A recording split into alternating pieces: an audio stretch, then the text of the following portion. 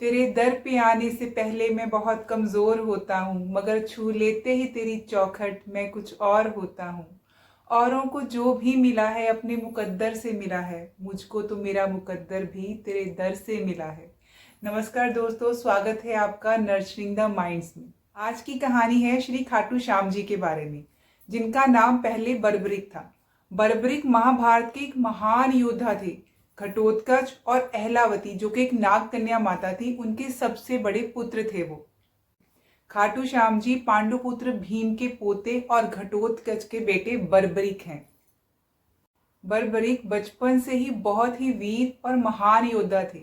उन्होंने अपनी माँ के कहने पर युद्ध कला भगवान श्री कृष्ण से सीखी और उनसे शिक्षा लेकर वो ऐसे योद्धा बन गए जिनको कोई भी नहीं हरा सकता था। माता आदिशक्ति की तपस्या करके उन्होंने असीमित शक्तियों को भी अर्जित कर लिया था और उसके बाद अपने गुरु श्री कृष्ण की आज्ञा से उन्होंने कई वर्षों तक श्री महादेव जी की घोर तपस्या करके उनसे 3 अमोघ बाण प्राप्त किए। साथ ही साथ अग्निदेव ने उनसे प्रसन्न होकर उन्हें अपना दिव्य धनुष भी दिया था।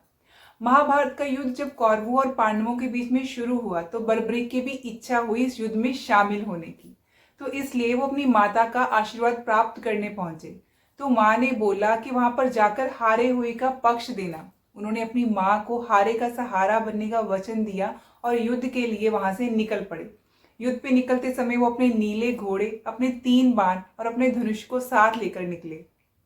जब बर्बरिक कुरुक्षेत्र की रणभूमि पर वहां पहुंचे तो सर्वव्यापी श्री कृष्ण ने ब्राह्मण का वेश धारण करके बर्बरिक से परिचित होने के लिए उन्हें रोका और यह जानकर उनकी हंसी भी उड़ाई कि सिर्फ 3 बाण लेकर तुम युद्ध में शामिल होने आ गए हो। ऐसा सुनने पर बर्बरिक ने उत्तर दिया कि मात्र 1 बाण से मैं शत्रु सेना को हराने के लिए पर्याप्त हूं। बर्बरिक ने कहा कि ऐसा करने के बाद वो बाण वापस मेरे तरकश में ही आएगा। यदि 3 बाणों को मैंने प्रयोग कर लिया तो तीनों लोकों में हाहाकार मच जाएगा। इस पर श्री कृष्ण ने उन्हें चुनौती दी कि इस पीपल के पेड़ के सभी पत्तों को छेद कर दिखाओ एक ही तीर से, जिसके नीचे वो दोनों खड़े थे। बर्बरिक ने चुनौती स्वीकार कर ली। तब उन्होंने अपना एक बाण निकाला और ईश्वर को याद करके बाण पेड़ के पत्तों की तरफ चलाया। तीर ने एक पल में ही, एक क्षण भर में पेड़ के सभी पत्तों को भेद दिया और श्री कृष्ण के पैर के इर्द गिर्द चक्कर लगाने लगा, क्योंकि एक पत्ता उन्होंने अपने पैर के नीचे छुपा लिया था। बर्बरिक ने कहा कि आप अपने पैर को हटा लीजिए, वरना ये आपके पैर को भी चोट पहुंचा देगा। इस तरह से वो श्री कृष्ण की परीक्षा में सफल हुए। फिर श्री कृष्ण ने बालक बर्बरिक से पूछा कि आप युद्ध में किसकी ओर से सम्मिलित होंगे, किसकी ओर से लड़ेंगे। तो बर्बरिक ने अपनी माँ को दिए हुए वचन को दोहराया कि वो युद्ध में उस ओर से भाग लेंगे जिस ओर की सेना निर्बल होगी, यानी कि हार की ओर बढ़ रही होगी। जो हार रहा होगा मैं उस हारे का सहारा बनूंगा। श्री कृष्ण जानते थे कि युद्ध में हार तो कौरवों की ही होनी है, ये तो निश्चित था। और इस पर अगर बर्बरिक ने उनका साथ दे दिया तो परिणाम उनके पक्ष में ही होगा, यानी कि फिर कौरव जीत जाएंगे। श्री कृष्ण समझ गए कि ये अपनी माँ को दिए वचन को पूरा करने के लिए धर्म को अनदेखा कर रहे हैं, सही और गलत में फर्क नहीं कर पा रहे हैं। तो ब्राह्मण के वेश में श्री कृष्ण ने बालक से दान की अभिलाषा की। उनसे कहा कि मुझे कुछ दान चाहिए।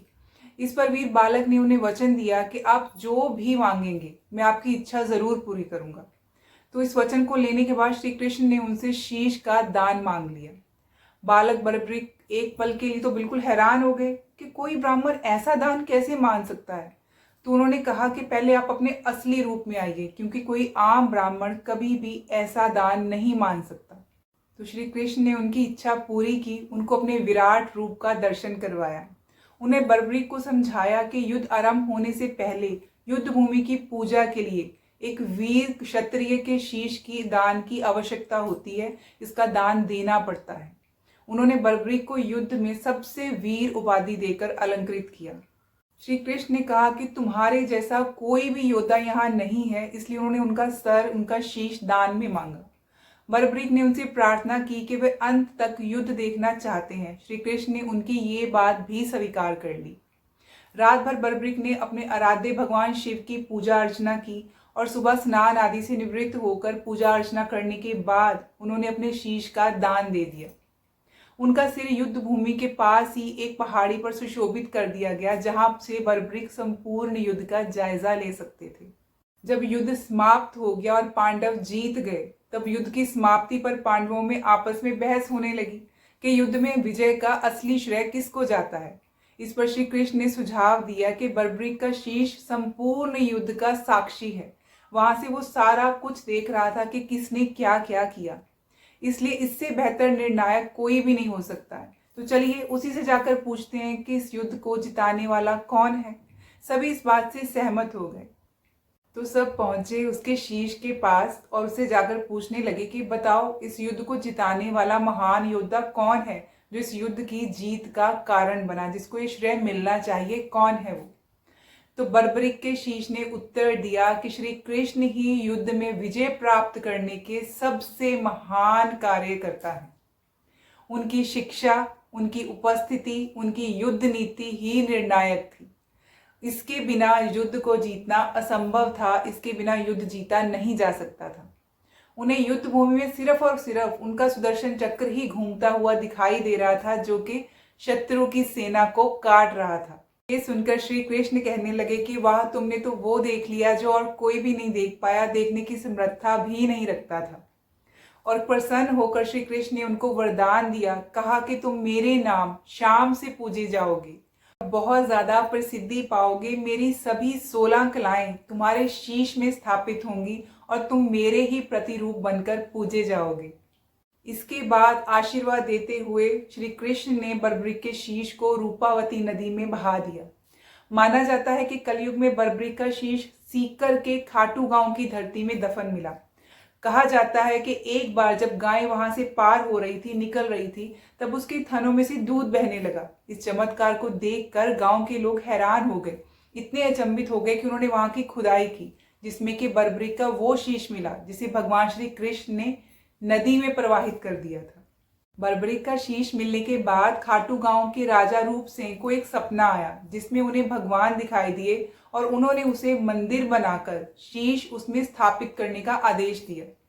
राजा ने ऐसा ही किया। माना जाता है कि आज वहां खाटू श्याम का कुंड है, जहां पर बर्बरीक जी का शीश मिला था।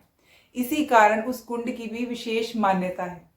और श्री कृष्ण के वरदान से ही आज हम कलयुग में उनको खाटू श्याम जी के नाम से जानते हैं और वो हारे का सहारा आज भी बनते हैं। आई होप ये वीडियो आपको अच्छी लगी होगी। अगर ये आपको अच्छी लगी तो इसे अपनी फैमिली और फ्रेंड्स के साथ शेयर जरूर कीजिएगा। That's all for today. See you in the next video. Till then take care and bye bye.